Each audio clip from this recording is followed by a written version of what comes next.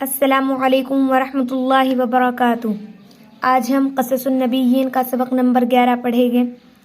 تو سبق پڑھنے سے پہلے آپ پلیز میرے چینل کو سبسکرائب اور ویڈیو کو لائک کر دیجئے۔ سبق شروع کرتے ہیں۔ بسم اللہ الرحمن الرحیم۔ دعوت دینا، الوالدی والد کے لیے۔ دعوت مطلب اپنی طرف بلانا، والد کے لیے دعوت۔ ارادہ اور ارادہ کیا ابراہیم علیہ السلام نے ان یدعو کہ وہ دعوت دے والدہ ایضاً اپنے والد کو بھی۔ ابراہیم علیہ السلام نے ارادہ کیا کہ وہ دعوت دے اپنے والد کو بھی۔ فقال لہ اور انہوں نے ان سے کہا، یا ابتی اے میرے والد، لما تعبدو آپ کی عبادت کرتے ہیں، ما لا یسمع نہ سنتے ہیں، ولا یبصر اور نہ دیکھتے ہیں، وَلِمَا تَعْبُدُوا اور کیوں عبادت کرتے ہیں، ما لا ينفع نہ نفع پہنچاتے ہیں، ولا یضر اور نہ نقصان پہنچاتے ہیں۔ یا ابتی اے میرے والد، لا تعبدوا الشیطان شیطان کی عبادت نہ کرو، تعبدو عبادت کرنا۔ یا ابتی اے میرے والد، یا کا مطلب ہے اے۔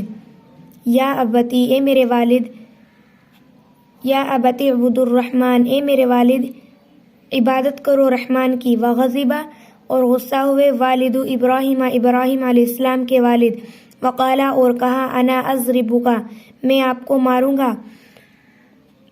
واترکنی ولا تقل شیئا پھر ابراہیم علیہ السلام کہتے ہیں کہ مجھے چھوڑ دیجئے، اور لا نہیں تقل کہنا، شیئا کچھ بھی، مجھے چھوڑ دیجئے اور کچھ بھی نہ کہیے۔ وکان ابراہیم ابراہیم علیہ السلام تھے، حلیما بردبار ابراہیم علیہ السلام بردبار تھے۔ فقال لوالدہ انہوں نے اپنے والد سے کہا، سلام علیک آپ پر سلامتی ہو۔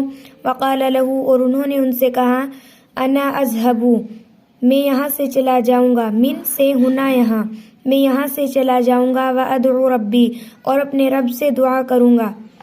وتأسف ابراہیم تأسف افسوس ہونا، ابراہیم علیہ السلام کو افسوس ہوا، جداً زیادہ، ابراہیم علیہ السلام کو زیادہ افسوس ہوا۔ وارادہ اور ارادہ کیا، ان یذهب کہ وہ جائے، الی بلد آخر دوسرے شہر کی طرف، بلدہ شہر، آخر دوسرے، اور ارادہ کیا کہ وہ جائے دوسرے شہر کی طرف۔ ویعبد ربہ اور عبادت کرے اس رب کی۔ ویدعو الناس اور لوگوں کو دعوت دے، اللہ اللہ کی طرف۔